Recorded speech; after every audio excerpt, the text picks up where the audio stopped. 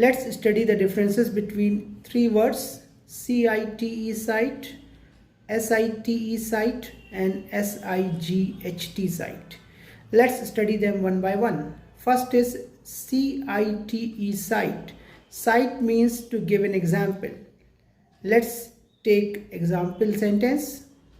The advocate cited many examples to prove his case. So here it means advocate has given many examples to prove his case. Next is SITE site. Site means a place for construction. So there is a wonderful site to construct a nursing home near my place or near to my place.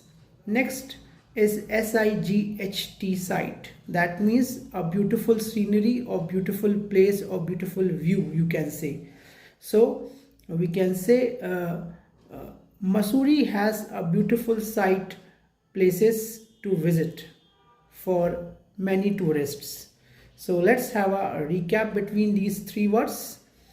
First is CITE site means to quote an example. Next is SITE site means a place for construction, and SIGHT site means a beautiful vision or a beautiful scenery. So I hope friends you have got the differences between these three words. Thank you very much friends. Have a great day ahead.